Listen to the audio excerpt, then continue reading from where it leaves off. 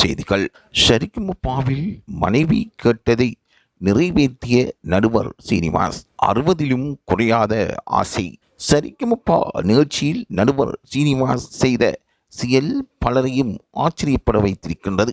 மனைவி கேட்டதை அவர் மேடையிலேயே நிறைவேற்றிய தருணம் மற்றவர்களை மெய்மறக்கச் செய்தது. சரிகமப தற்பொழுது இறுதிக்கட்டத்தை நோக்கி வெற்றி நடைபெறுகின்றன. மொத்தமாக 12 போட்டியாளர்கள் இறுதிச் சுற்று வரை கடந்து வந்திருக்கின்றார்கள். இதில் தற்பொழுது வரை ஒரு போட்டியாளர் இறுதிச் சுற்றுக்கு தெரிவாகியிருக்கின்றார் என்பதுடன் கடந்த வாரம் இன்னொரு போட்டியாளரும் தெரிவு செய்யப்படுகின்றார். இந்த வாரம் யார் தெரிவு செய்யப்பட போகின்றார் என்ற கேள்விகளும் எழுப்பப்பட்டிருக்கின்றன.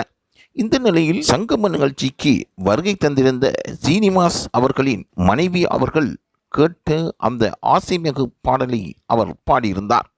இந்நிலையில் 2ஆம் சுற்று போட்டியாளர்கள் தெரிவு செய்யப்பட்டிருப்பது சரிகம மேடை எதிர்பார்க்காத ஓர் விடயமாகும். இவர் திறமையாக பாடுகிறாரா என்று பலரும் பல கேள்விகளை கேட்டிருந்தார்கள்.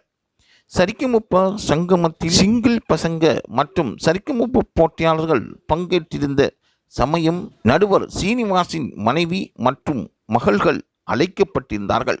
இதில் தன் மனைவி தனக்காக பாட கேட்ட பாடலை அவர் மிகவும் சிறப்பாக பாடியிருந்தார். மேடையே விழி பிதுங்கி ஆனந்த கண்ணீரில் ஆழ்ந்து கொண்டிருந்தது. நாங்கள் செய்திகளை கூறும்பொழுது அங்கு நடக்கின்ற விசித்திரமான நிகழ்வுகளையும் உங்களுக்கு குறிப்பிட்ட நேரத்தில் விசேடமாக தந்து கொண்டிருக்கின்றோம். என்ன நிகழ்வு விசித்திரமாக நடைபெறுகின்றது என்பதை அறிந்து கொள்வதற்கு ரசிகர்கள் ஆசையாக இருக்கின்றார்கள். அதனையொட்டி சரிகமபா நிகழ்வில் நடக்கின்ற ஒவ்வொரு விடயத்தையும் லைவ் தமிழ் செய்திகள் தெளிவாக அறிந்து உங்களுக்கு தந்து கொண்டிருக்கின்றன.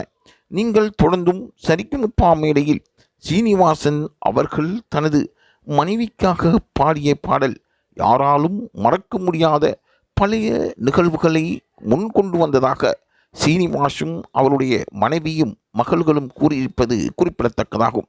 தொடர்ந்தும் இதுபோன்ற தகவல்களை பெற்றுக்கொள்வதற்கு லைவ் தமிழ் செய்தியுடன் இணைந்திருங்கள்.